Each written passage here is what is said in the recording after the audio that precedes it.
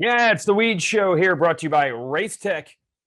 I have a Race Tech rant, Steve Mathis style, several of them tonight as we talk about the first of the Salt Lake City runs through Monster Energy Supercross. There'll be another one next weekend. It's a pivotal one, but it wasn't pivotal enough to allow championships to get wrapped up, and that will be one of my rants here. But first, a shout out to Race Tech, our sponsor. They make suspension via their gold valves. That's plusher, better bottoming resistance, and more traction. And it's all made and engineered in the USA. It's so plush that if you're Alex Ray, you can land on Jason Anderson through a rhythm lane in Atlanta, and Anderson will get up, soar, but relatively unhurt. That's plushness. A-Ray couldn't get it into the main tonight. It was just a wild night overall for riders receiving qualifying, especially as we welcome 250 Supercross East back, which has a few last men standing as far as factory rides, and then a whole bunch of privateers just looking to make mains and then being guaranteed practically career best results. It's just wild how a few weeks ago we had C and B and A practices in both classes because they had so many entries, but there were so few in Salt Lake City. If there's something that was different a month ago to now, I can't figure out what trend would have changed that quickly. Really strange how this 250 Supercross East division has unfolded. A lot of unexpected things. In fact, I'd say the entire night was unexpected. And that'll lead to some of my Race Tech style rants here on the Weege Show. Let's first start with this. I do not like conspiracy theories. I'm not a big guy on conspiracy theories. Why? Because I've been around, man. I've worked for a lot of different people and a lot of different companies, and I've done a lot of things. And I can tell you that most of the time when things don't go to plan, it's not because of some perfectly orchestrated master plan with everyone secretly working in tandem behind the scenes to pull off an ace plan. Usually things go badly because somebody messed something up, or there's a lack of resources or bad management or leadership or whatever it is. That is my general philosophy as to why I do not like conspiracy theories. And one conspiracy theory that has a lot of traction these days is that the KTM group, the Austrian brands of KTM, Husqvarna, and Gas, they're just having dudes pull over all the time. They're having dudes pull over. Jason Anderson, a couple of weeks ago in a press conference, said he does have to be careful when he's racing around Cooper Webb. That doesn't mean that they fix races. I understand. I was there in New Jersey, and one time Marvin Musquin, there on that number 25, moved over for Ryan Dungey. One time that happened. And yes, we have seen other races when it's really on the line, like really, really on the line, like the next weekend in Las Vegas in 2017, or maybe the KTM and Husqvarna riders aren't trying to pass someone like Ryan Dungey. But that doesn't mean they're doing it in every race all the time. Look, Cooper Webb had a fairly healthy points lead coming into this one, and Marvin Musquin needed a win for his career in the absolute worst way. He hadn't won a race since Seattle in Supercross in 2019. He had missed a whole Supercross season with an injury. And although we saw some signs that Marvin could be a podium guy, I still don't feel that at any point this year we saw Marvin at the absolute top end where he was in 2018 and 2019, where on certain nights he was simply the best Supercross rider in the world. He could go toe-to-toe with Tomac or Webb or Roczen or Anderson, all the guys that were winning most of the races back then. But Marv was right there with them. I don't feel like he was quite at that level, even at his best this year. But the real problem was when he was at his worst, which was crazy, weirdo crashes, some just small tip overs, but some really heavy impacts. Just been a tough season on Marvin. He needed a win in the worst way. So there I was, as Marvin was clinging to the lead with Webb closing in, and we know that Webb is one of the best closers that we've ever seen. I really wanted to see Webb race him for it, and that's what he did. He rode brilliantly. Webb kept using his strength with just those tight inside lines where he can carry momentum better than most. But Marvin countered. He just greased the outsides of the berms, and in one particular section, it allowed him to get over a table, 2 over or 3 over table as it would be. There's a little knuckle on the end of it. And Marvin just kept doing that, and then he adapted to Webb's line in the whoops. We know that Marvin isn't the best in the whoops, but he was good enough to hold off Webb, who probably isn't the best either, but he was going better than Marv at one point, and then Marv was able to stretch it out through the whoops, and then Marv had to withstand pressure with a typical last lap charge from Webb, and he holds on to take the win, and thus prove that they don't always tell all their riders to pull over to get every point in every race ever. Because look, they don't need it. Webb has a healthy points lead because, again, Ken Roczen has thrown away a lead in a race that looked to be his. We just have to be clear with this now. Ken Roczen is not the same guy in the second half of a race as he is in the first. And I say it that way because I want to be gentle about this. I don't want to use the F word, fade. Because if you say a rider fades, it instantly says that they're not working hard enough, they're not in good enough shape. Oh, if they would just train harder, they would win more races. I don't believe that's the case with Roczen. I know we can look back and say, well, his health is not the same after those arm injuries that he suffered, and we've talked about it so many times. But I don't even think it's necessarily that. I think Ken is just a sprinter. He's just a fast twitch guy. He can do amazing things on the first lap of a race. But to give some, you have to get some. To gain some, you have to lose some. For as good as he is at the end, you're going to lose a little bit. For as good as he is at the beginning, you're going to lose a little bit at the end. It's the exact contrast to someone like Ryan Dungey, who was never going to be a sprinter, and I'm sure he worked on it, but he was never going to be the best rider on the first lap of a race. And for that matter, neither is Eli Tomac, and now we're seeing that's the case with Cooper Webb also. Different body types, different riders, different strategies, different mentalities. You can train and try to shore up the weaknesses, but I think it's pretty clear now. We've seen it for Roczen's entire career. I remember way back, you probably forget, but back when he was first racing the 250 class in Lucas Oil Pro Motocross, he had a series of motos where he kept getting passed on the last lap. It's just what Roczen is. He is a sprinter. He needs to build up that big lead early and not give any of it back, because if he does make a mistake, he's not going to be able to go as fast at the end of the race as they did at the beginning. Man, we could have had a nail-biting championship on our hands, but the two crashes from Roczen really opened the door. And both times in these last two races, Webb went from riding so-so to really good once Roczen made a mistake and Webb had a chance to take advantage. So Webb finishes second. Musquin takes the win. That is huge. We had a feeling that someone was going to get a win besides the Barcia, Roczen, Tomac Webb group before the season was over. But it was good to see it happen for Marv. It looked like it was trending to the young guys like Sexton and Plessinger. That would have felt great for them to get it.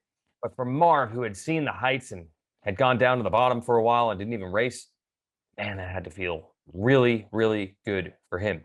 And then also good, Malcolm Stewart took third. We saw this curious situation in a couple of races this year where Malcolm Stewart would be in a torrid battle in this deep field we have this year. He'd be running 5th or 6th or 7th, and then he'd take a lap off, I think. I think he would take a lap to get a breather. We even saw it at 2 of the 3 Atlanta rounds, but he was really good at Atlanta 3, and he's even better here at Utah. He was giving Webb all he could handle. In the post-race press conference, Malcolm said, once Webb had an opportunity to go for the lead, the wind was out of my sails because he got to see firsthand how much Webb steps it up down the stretch. But credit to Malcolm. He got third. He was strong to the end. No breathers. I'm not sure what happened between he and Anderson. They were battling for third. Then we heard a roar from the crowd, and there was Mookie in the number 3 spot. And it was good enough. I cannot believe that's a first career podium for Mookie, and that certainly felt good for him as well. And then to further disprove team tactics, Chase Sexton held off Roczen down the stretch. So that was a valuable point, potentially. But look, Webb wasn't able to wrap the title if Roczen had lost one more spot, if Anderson had passed him, and if Webb had gained a position and won the race, Webb would have clinched the title. We try to do all this math of like, what if this guy gets first at all the races and this guy gets second of all the races? That's another rant of mine. I don't like seeing that either because it basically never happens. It happened in 2003 at the end of the season, and then every other Supercross campaign ever when you try to predict races in advance and start doing the points math, it doesn't happen. Ken Roczen, who would have thought that he'd go out there and finish 6th? And who would have honestly thought that Webb wasn't going to get his teammate down the stretch? That's why they run the races. Now, I do not think, though, despite the big points lead of Webb, I don't think it's that unpredictable where Webb's not going to wrap the title next week. But it is going to be strange because I guess he's going to ride this week. That's what the guys always do. If I were them, I wouldn't do it. I'm not a trainer or a coach, but I wouldn't get in a motorcycle until practice next week. That's probably not the way Webb is going to play it. They never do. But the championship is nearly locked. KTM could have made their cause a little bit better, and so could have Honda if they had teammates pull over. They didn't do it.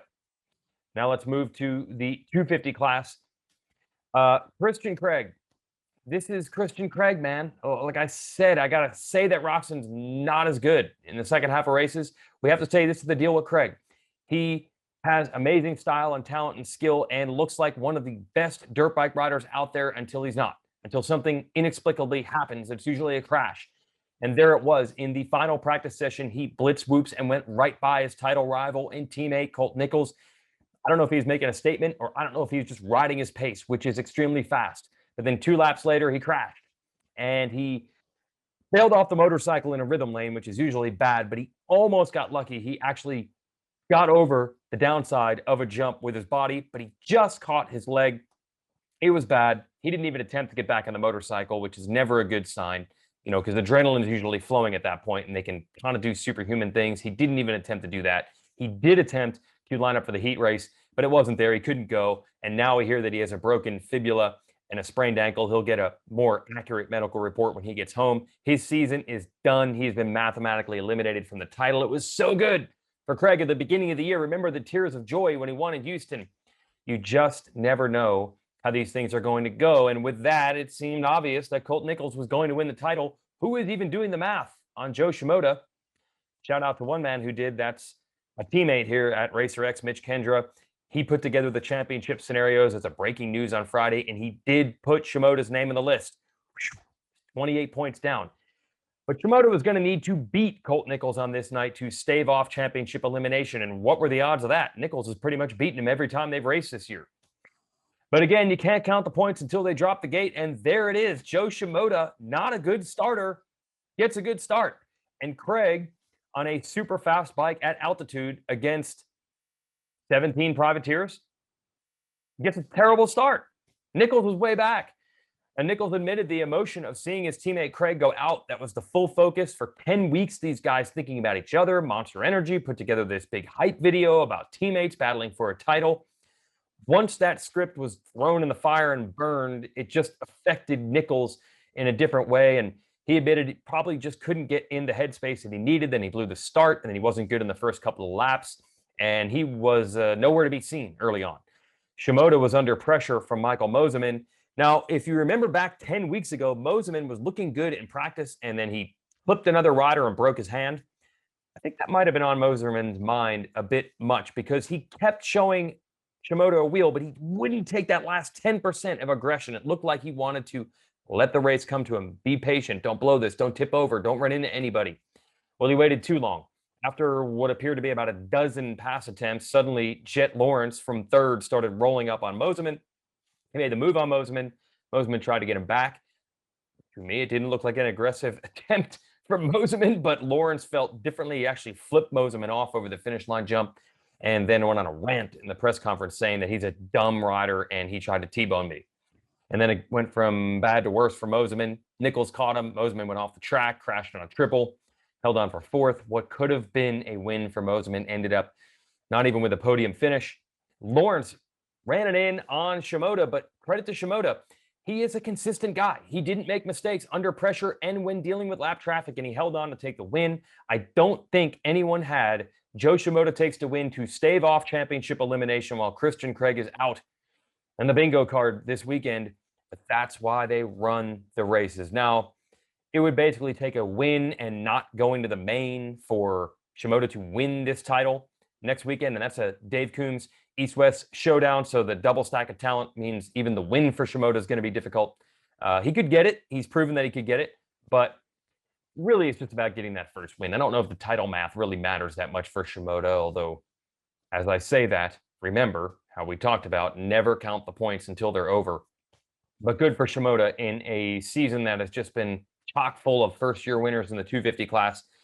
Remember a couple of months ago when I said the 250s kind of needed a rebuild because people were complaining about the lack of talent or depth in this 250 East group. And then everyone said, well, look at 250 West. It's so loaded. And then we really looked and hardly any of those guys had won races either. We've graduated so much talent up to the 450 class as of late. The 250 class needed a chance to rebuild itself. And now we're looking at a whole group of riders that have taken another step. And when they go racing next year, the same exact names who raced this year are going to look like a much more deep and competitive field. We're talking about Seth Hamaker and Cameron McAdoo and, well, Shimoda. There it is. 3 guys on Pro Circuit who picked up first-time wins. There's been a bunch of first-time winners this year. How about Nate Thrasher with 2 of them? So it's going to look a lot different with the same names next year. The 250 class needed a rebuild, but it looks like Colt Nichols doing what he needs to do.